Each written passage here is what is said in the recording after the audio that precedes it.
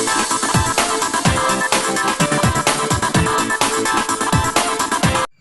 My dear friend and my dear student, मेरे इस YouTube channel में आप सभी लोगों का स्वागत है। आप लोगों को इस समय बीए थर्ड सेमेस्टर से राजनीति विज्ञान विषय पढ़ा रहा हूँ। राजनीति विज्ञान जो पेपर है आप लोगों का, political process in India, Bharat में राजनीतिक प्रक्रिया।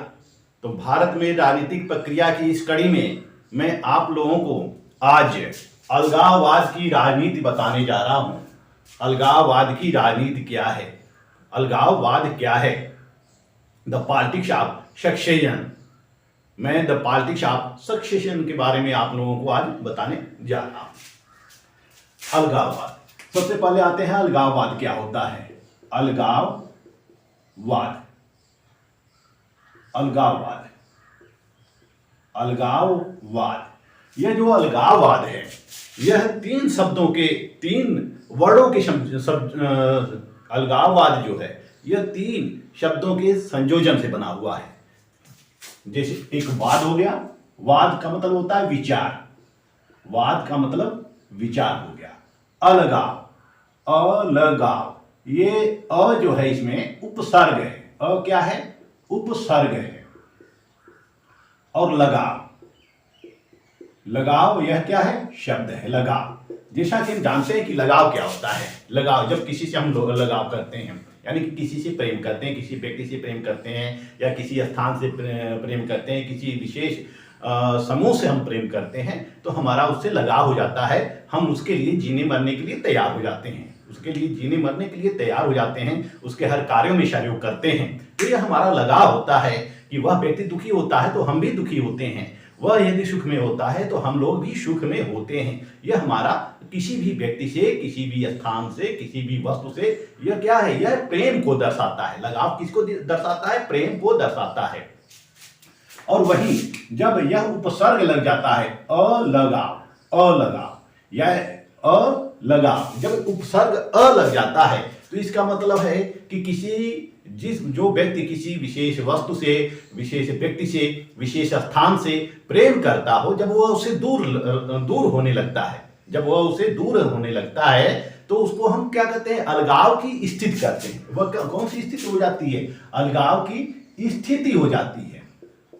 यह अलगाव की स्थिति हो जाती है, किसी स्थान से दूर होना, किसी विचारधारा से दूर होना, किसी विशेष समूह से दूर होना, किसी राष्ट्र से दूर होना। जब हमारे विचार उसमें मेल नहीं खाते हैं तो हम अपना संगठन बना लेते हैं और हम संगठन बनाकर एक विशेष स्थिति की मांग करते हैं, स्वयं के लिए एक विशेष स्थिति की मांग करते हैं। तो यह होता है अलगाव, अलगाववाद, यानी कि अलगाव संबंधी विचारधारा उस व्यक्ति से या उस वस्तु से या उस विशेष स्थान से दूर हटने की प्रक्रिया को हम क्या कहते हैं, अलगाववाद कहते हैं। यह जो अलगाववाद है, हमारे देश में जो अलगाववाद की राजनीति होती है, कुछ राज्यों में यह जड़ जमा चुकी थी। जैसे हम ले लेते हैं जम्मू कश्मीर में, मणिपुर में, असम में, मिजोरम में, नागालैंड में वगैरह अनेक ऐसे ही अन्य प्रांतों में अलगाववादी समूह उभरने लगे थे, अलगाववादी समूह उभरने लगे थे आजादी के बाद। और वह अलग स्वायत्ता की मांग कर रहे थे, अलग राज्य की मांग कर रहे थे, विशेष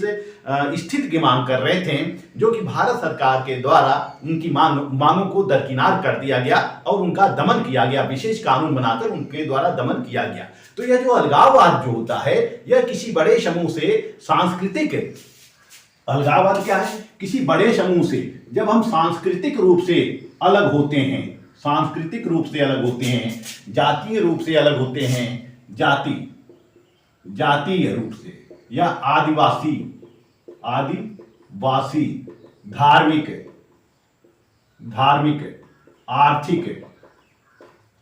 आर्थिक, सरकारी या लैंगिक, सरकारी या लैंगिक,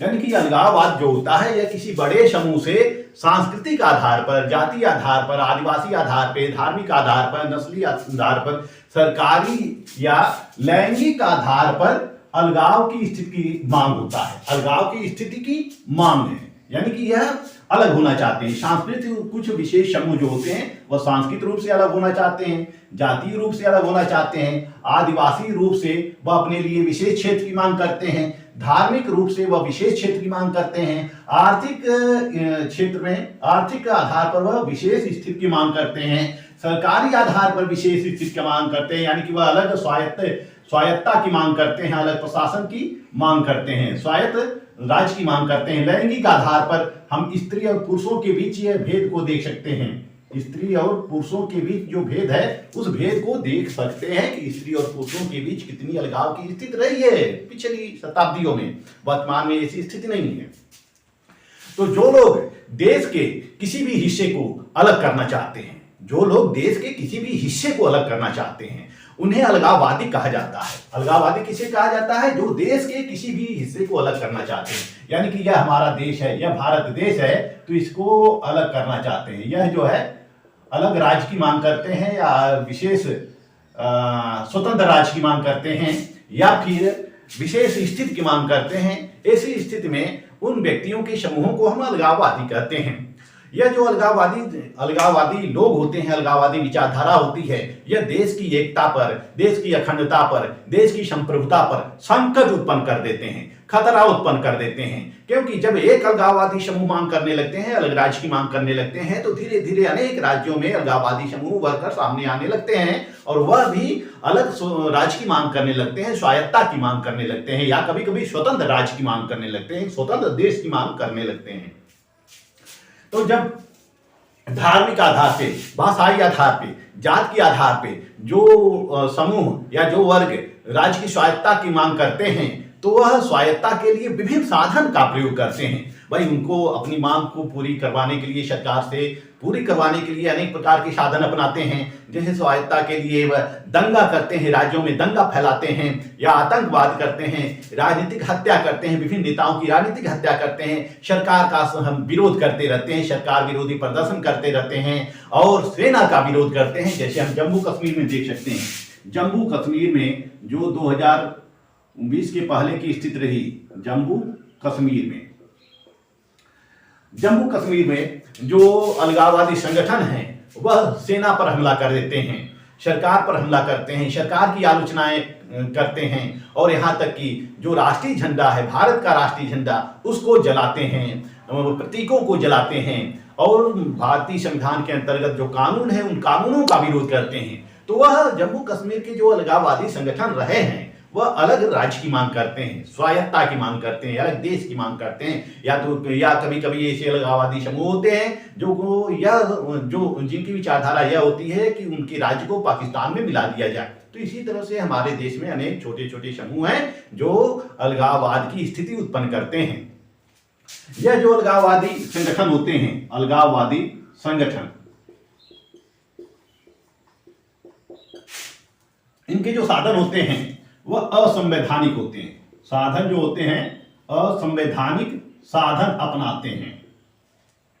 साधन जैसे हत्या, लूट, सरकार विरोधी प्रदर्शन, सरकार का विरोध करना, कभी कभी राजनीतिक हत्या भी कर देते हैं, राजनीतिक हत्या, संविधान का उल्लंघन इत्यादि जैसे विभिन्न साधन अपनाते हैं। देश विरोधी नारे लगाते हैं।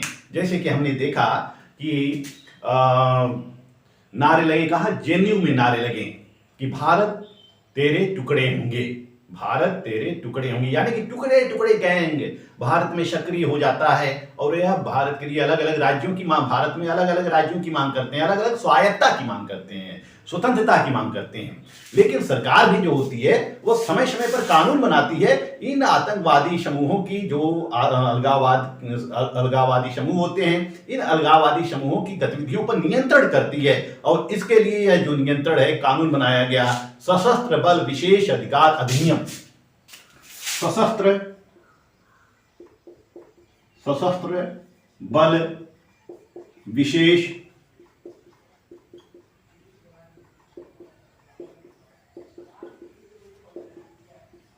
अधिकार अधिनियम। भारत सरकार के द्वारा एक कानून बनाया जाता है, सशस्त्र बल विशेष अधिकार अधिनियम, यानी कि जिसको हम एफस्पा कहते हैं। इसको क्या करते हैं हम, अफस्पा करते हैं। जो अफस्पा कानून होता है ये उनको उनके ऊपर लगाया जाता है और उनको प्रतिबंधित किया जाता है। तो हम इस तरह से देख सकते हैं कि जो अलगाववादी संगठन होते हैं वह अलग राज्य की मांग करते हैं, स्वायत्ता की मांग करते हैं। और जैसा कि मैं अभी आपको बताऊंगा कि कौन कौन अलगाववादी संगठन भारत में किन किन राज्यों में सक्रिय रहे हैं और वह किस आधार पर अलग राज्य की मांग करते हैं, स्वायत्ता की मांग करते हैं या स्वतंत्र राज्य की मांग करते हैं। लेकिन जो अलगाववाद है वह अलगाववाद के हमें विभिन्न प्रकार देखने को मिलते हैं। अलगाववाद को हम अनेक रूपों से देख सकते हैं, अनेक दृष्टिकोणों से देख सकते हैं। अलगाववाद के प्रकार, अलगाववादी समूहों के विभिन्न प्रकार होते हैं, यानी कि विभिन्न आधारों पर अलगाववादी समूहों का निर्माण होता है। जैसे हम इसको ले सकते हैं नस्लीय अलगाववाद। नस्लीय अलगाववाद, यह जो नस्लीय अलगाववाद होता है यह नस्ल के आधार पे होता है। यह नस्ल के आधार पर होता है, यह नस्लीय अलगाववाद। जैसे कि अमेरिका में हम देख सकते हैं कि काले और गोरे के बीच जो अलगाव की स्थिति है, यानी कि श्वेत और अश्वेत लोगों के बीच जो अलगाव की स्थिति है, श्वेत और अश्वेत, श्वेत और अश्वेत नस्ल के आधार पे है। इसी तरह से यूरोप के कई कंट्री में देख सकते हैं कि उनके दो धर्म हैं, प्रोटेस्टेंट और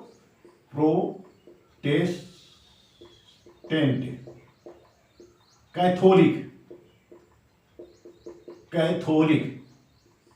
यह जो प्रोटेस्टेंट समूह है यह इनका अलग समुदाय है और कैथोलिकों का अलग समुदाय है, यानी कि प्रोटेस्टेंट धर्म के अलग लोग हैं और यह कैथोलिक अलग है, यानी कि ये दोनों क्रिश्चियन हैं, दोनों क्या हैं, ईसाई हैं।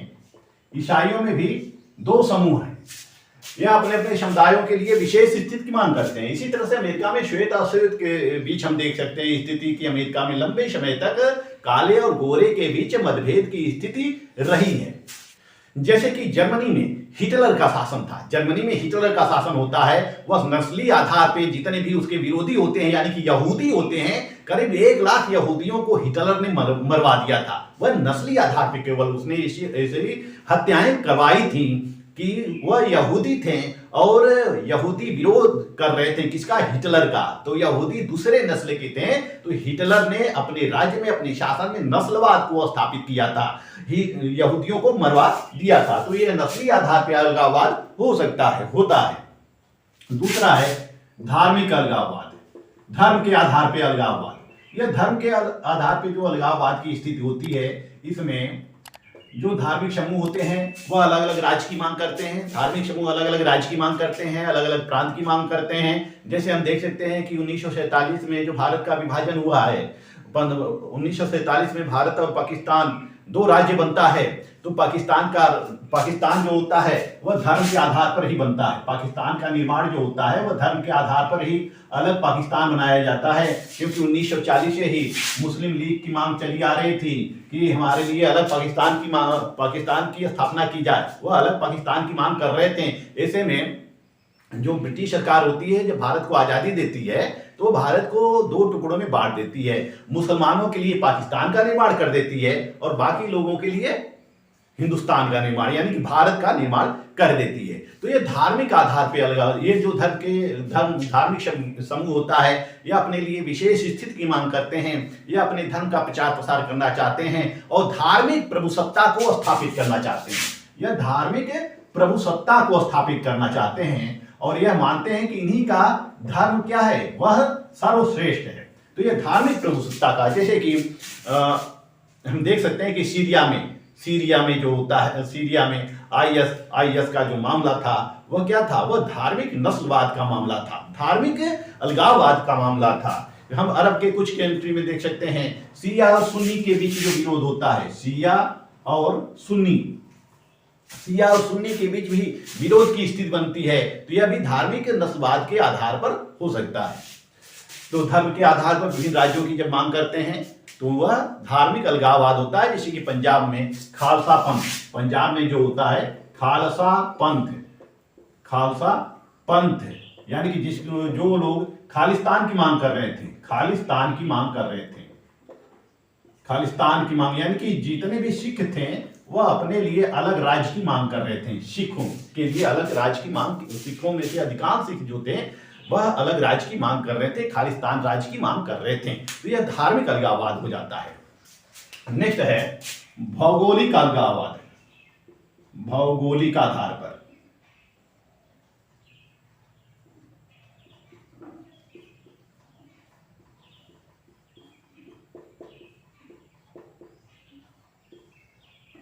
भौगोलिक आधार पर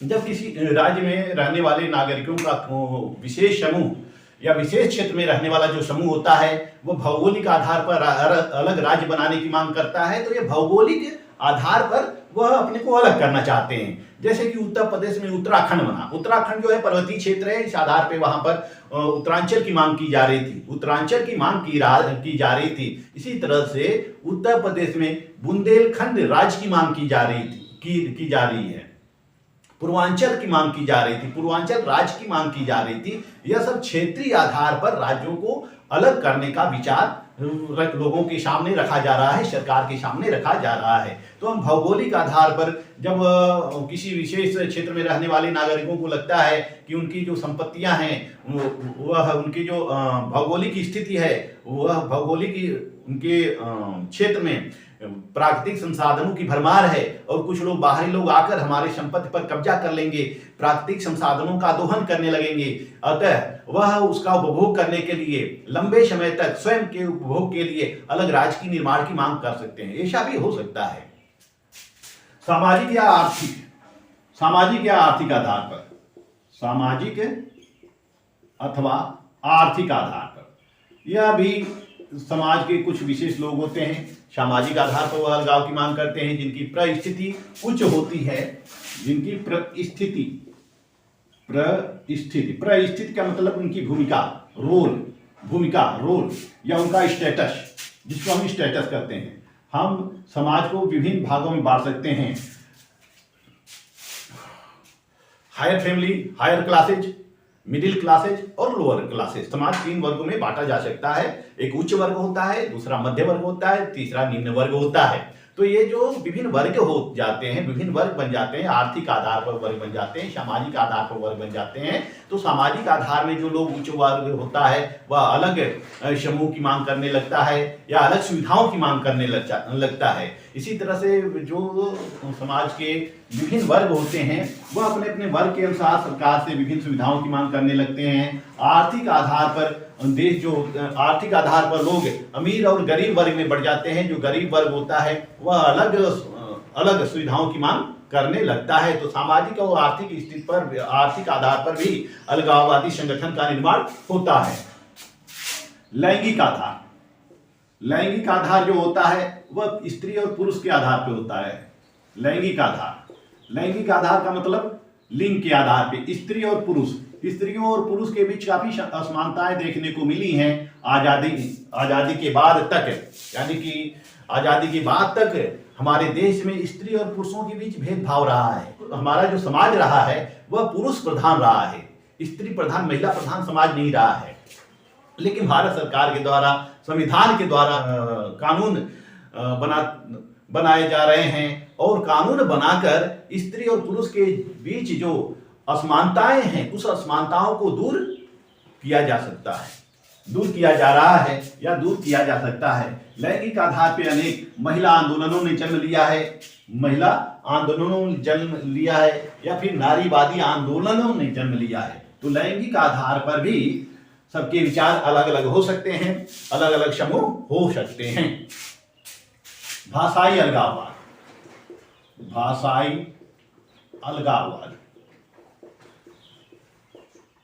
ये जो भाषाई अलगाववाद है, यानी भाषा के आधार पे विशेष किसी राज्य में रहने वाले जो लोग होते हैं, भाषा के आधार पर किसी भी राज्य में रहने वाले कुछ ऐसे नागरिक होते हैं, कुछ ऐसे क्षेत्र होते हैं जो कि अलग भाषा के आधार पे अलग राज्य की मांग करते हैं। जैसे कि 1953 में सबसे पहले आंध्र प्रदेश का गठन किया जाता है, भाषाई आधार पर गठन किया जाता है। रामुल्लू जो होते हैं वो भाषाई आधार पर राज्य आंध्र प्रदेश गठन की मांग करते हैं, भाषाई आधार पर गठन की मांग करते हैं, और फिर रामुलू की मृत्यु हो जाती है, आंदोलन और तेज हो जाता है। ऐसे में भाषाई आधार पे आंध्र प्रदेश का गठन किया जाता है और फजल अली आयोग का गठन, प्रथम राज्य पुनर्गठन आयोग बनाया जाता है, जो कि फजल अली अध्यक्ष होते हैं। तो इस आधार पे, भाषाई आधार पे राज्यों का निर्माण किया गया। धीरे धीरे फिर अन्य राज्यों का निर्माण भी भाषाई आधार पर किया गया। इस तरह देख सकते हैं कि अलगाववाद के विभिन्न प्रकार हो सकते हैं। धार्मिक अलगाववाद, भौगोलिक अलगाववाद, सामाजिक या आर्थिक अलगाववाद, लैंगिक आधार पर अलगाववाद, भाषाई अलगाववाद, नस्ली आधार पर अलगाववाद। अब नेक्स्ट बिंदु पर आते हैं, अलगाववाद के कारक। भारत में अलगाववादी प्रवृत्तियों के लिए जिम्मेदार कारक कौन कौन से हैं, यानी कि किस कारण से अलगाववाद की भावना पैदा होती है। सबसे पहले हम देखते हैं सामाजिक संरचना। भारत में सामाजिक संरचना जो है वह काफी जटिल है। हमारे समाज में जो विभिन्न जातियां हैं, विभिन्न वर्ग हैं, हमारी सामाजिक संरचना विभिन्न जाति और विभिन्न वर्गों में बटी हुई है, विभिन्न भाषाओं में बटी हुई है, और इसके अलावा धर्म, काफी विभिन्नताएं हैं। जाति में विभिन्नताएं हैं, वर्ग में विभिन्नताएं हैं, भाषा में विभिन्नताएं हैं, धर्म में विभिन्नताएं हैं। तो हमारी जो सामाजिक संरचना है, भारत की जो सामाजिक संरचना है, यह क्या है? यह विविधता में एकता को लिए हुए है। विविधता में एकता को लिए हुए है, यानी कि यहाँ विविधता होते हुए भी एकता के सूत्र में भारत बंधा हुआ है। लेकिन हम कुछ राष्ट्रों में देख सकते हैं, जैसे यूरोपीय कंट्री में देख सकते हैं, या अफ्रीकी देशों में देख सकते हैं कि उनकी सामाजिक संरचनाओं में बहुत विषमताएं नहीं है। जैसे यूरोपीय राष्ट्र को ले सकते हैं, अरब कंट्री को ले सकते हैं। यूरोपीय राष्ट्र में क्या है? ईसाइयत है, क्रिश्चियनिटी है। वहां पे सभी लोग एक ही, सभी लोगों के देवता भी एक ही हैं।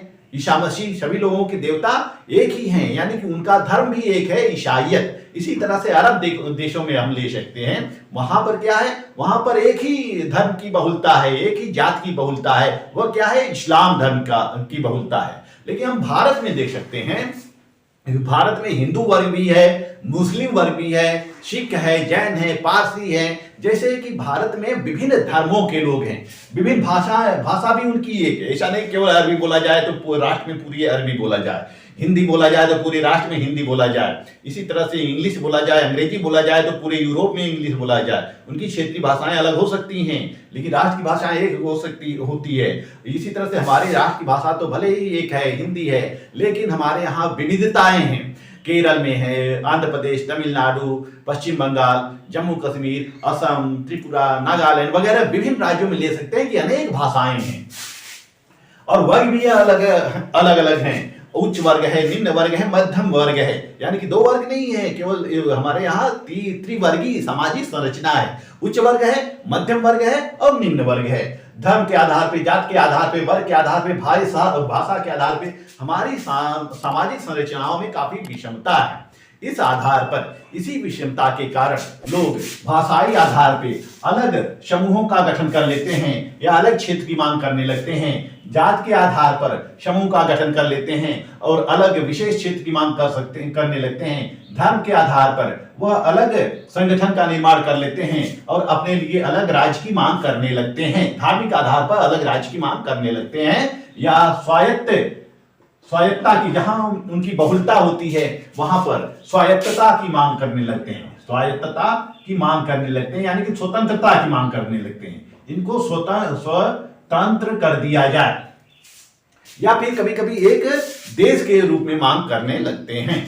तो इस तरह से सामाजिक संरचना विभिन्नता होने के कारण हमारे यहाँ अलगाववाद की प्रवृत्ति उत्पन्न होती है।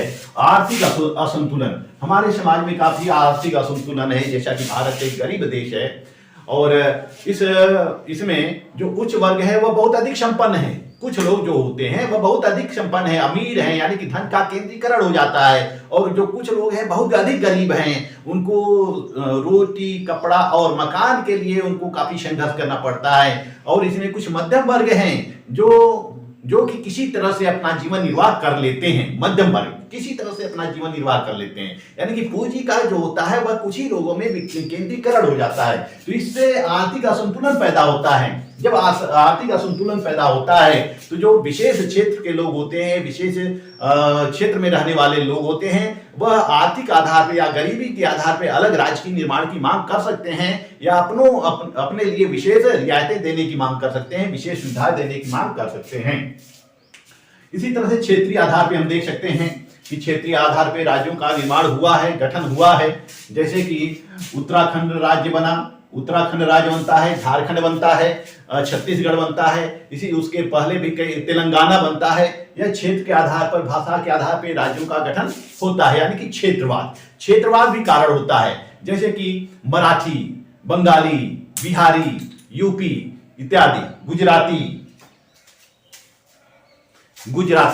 इन आधारों पर लोगों में भेदभाव होता है। जैसे महाराष्ट्र की राजनीति को देख सकते हैं, बाला साहब ठाकरे की राजनीति को देख सकते हैं और राज ठाकरे की राजनीति को देख सकते हैं कि उन्होंने किस तरह से बाहरी लोगों को भगाने के लिए आंदोलन किया।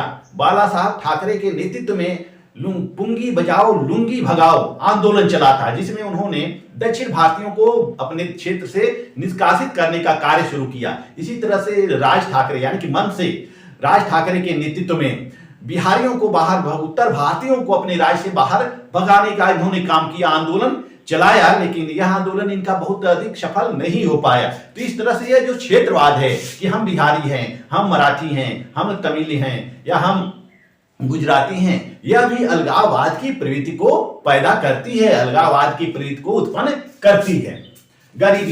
गरीबी और अशिक्षा, यह जो गरीबी और अशिक्षा है, यह भी चूंकि अशिक्षा के जितने भी अलगाववादी समूह बनते हैं उसमें अधिकांश लोग इलिटरेट होते हैं, अशिक्षित लोग होते हैं, उनको भड़काया जाता है, उनको मोटिवेट किया जाता है और उनको मोटिवेट करके उनको भड़का कर उनको अपने समूह में मिला लिया जाता है और उनको मिलाकर अलग देश की मांग की जा सकती है, अलग राज्य की मांग की जा सकती है। जैसे जम्मू कश्मीर की व्यवस्था को देख सकते हैं कि वहां पर अनेक अलगाववादी संगठन सक्रिय रहे हैं और उनमें अधिकांश लोग अशिक्षित ही हैं, यानी कि अशिक्षा के कारण, यानी कि जो व्यक्ति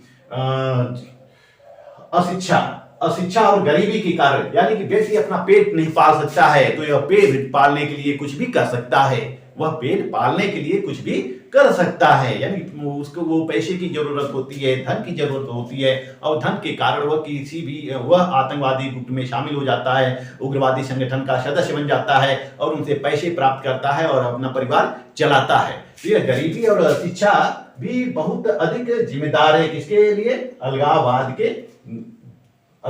के लिए बहुत अधिक जिम्मेदार है। अशिक्षा के कारण लोगों में चिंतन का भाव होता है, राष्ट्र के प्रति प्रेम का भाव होता है। इस तरह से विभिन्न परिस्थितियां ऐसी होती हैं जो कि अलगाववाद को पैदा करती हैं। आइए अब कुछ राज्यों में हम अलगाववादी संगठन को देखते हैं कि विभिन्न राज्यों में अलगाववादी संगठन सक्रिय हैं। विभिन्न राज्यों में कौन कौन से अलगाववादी संगठन हैं और वह कहां कहां है। सबसे पहले लेते हैं हम जम्मू कश्मीर को। जम्मू कश्मीर राज्य का जब गठन होता है, हालांकि जब आजादी मिली थी भारत को, उस समय भारत में जम्मू कश्मीर एक स्वतंत्र रियासत हो गया था। जैसा कि इसमें प्रावधान था, भारतीय स्वतंत्रता अधिनियम 1947 में प्रावधान था कि जो देशी रियासत भारत संघ में सम्मिलित हो सकती हैं वह भारत में सम्मिलित हो सकती हैं, या जो पाकिस्तान में सम्मिलित होना चाहती हैं वह पाकिस्तान में सम्मिलित हो सकती हैं। तो इस आधार पे जम्मू कश्मीर में उसमें शासन था महाराजा हरि सिंह का। 1948 में महाराजा हरि सिंह का शासन था। 1925 से ही वह राजा हो जाते हैं जम्मू कश्मीर के।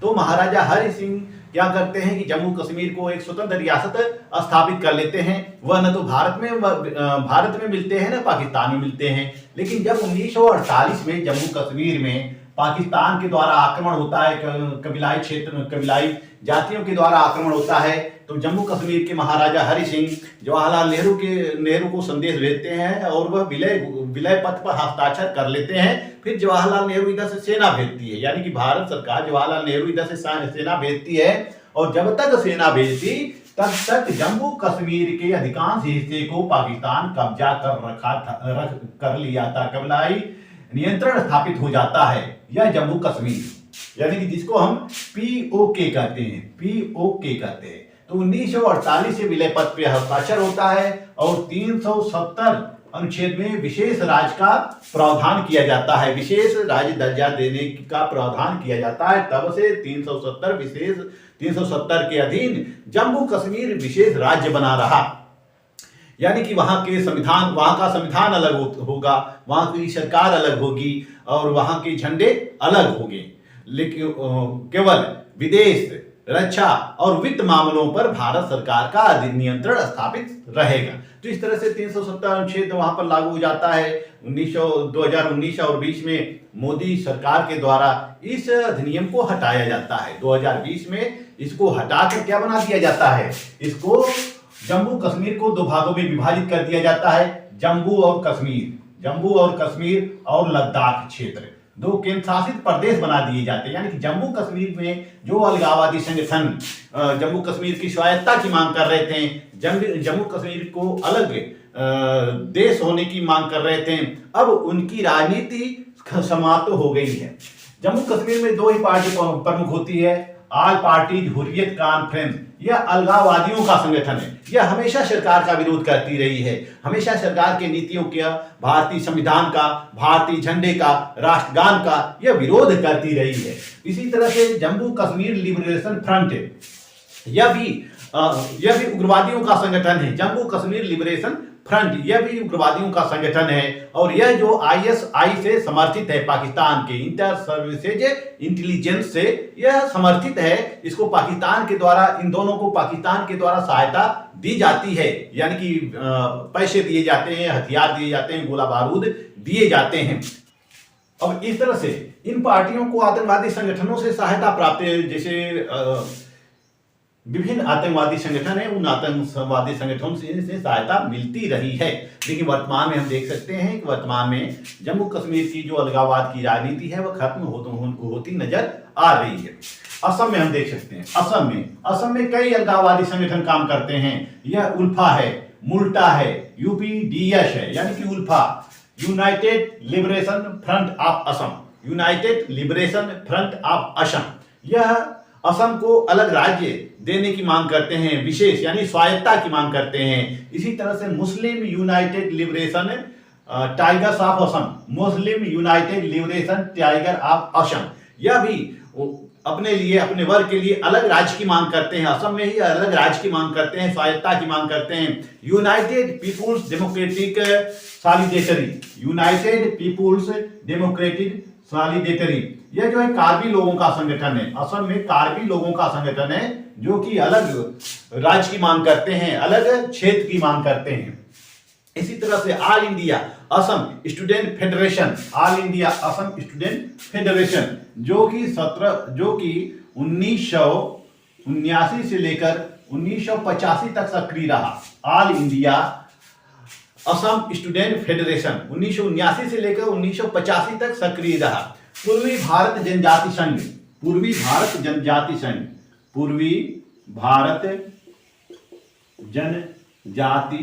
संघ, यह पूर्वी भारत जनजाति संघ जो है, इसमें खासो और बोडो जनजातियों का यह संगठन है।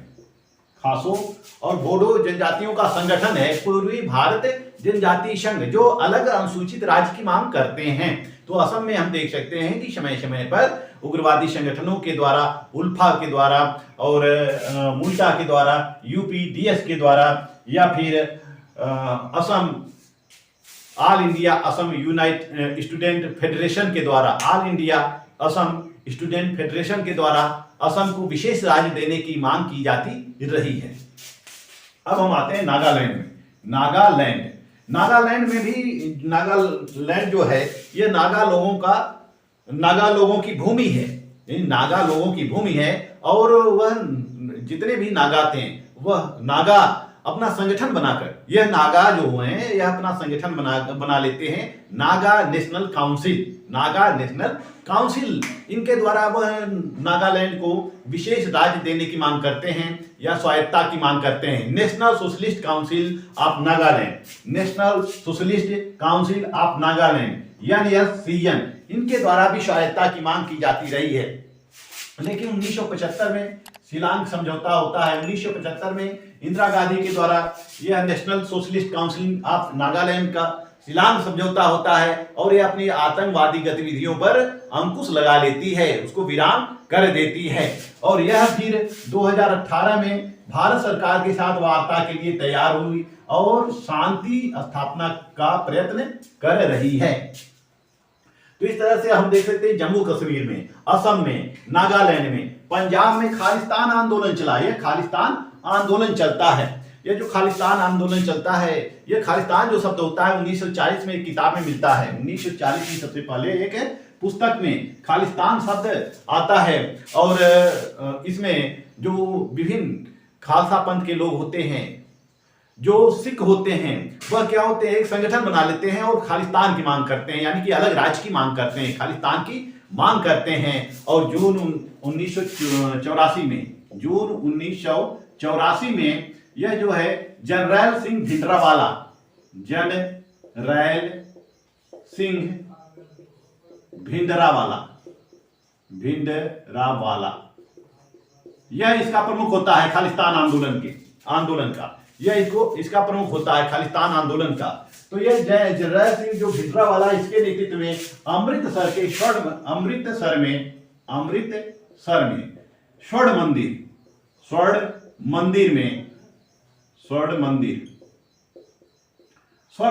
में हजारों सिख इकट्ठा होते हैं। अमृतसर के स्वर्ण मंदिर में हजारों सिख इकट्ठा होते हैं और वह आंदोलन करने लगते हैं। जगह जगह दंगे होने लगते हैं, रक्तपात होने लगते हैं, जगह जगह दंगे और रक्तपात होने लगते हैं। ऐसे में उसमें प्रधानमंत्री होती हैं इंदिरा गांधी। इंदिरा गांधी ने ऑपरेशन ब्लू स्टार चलाया और अमृतसर के स्वर्ण मंदिर से इन खालिस्तानी आंदोलनकारियों को कब्जा हटाया। इसमें हजारों सिख मारे गए थे। ऑपरेशन ब्लू स्टार चलाकर खालिस्तान आंदोलन का सफाया कर दिया जाता है और 1995 तक आते आते यह जो खालिस्तान आंदोलन है यह करीब समाप्त सा हो गया है।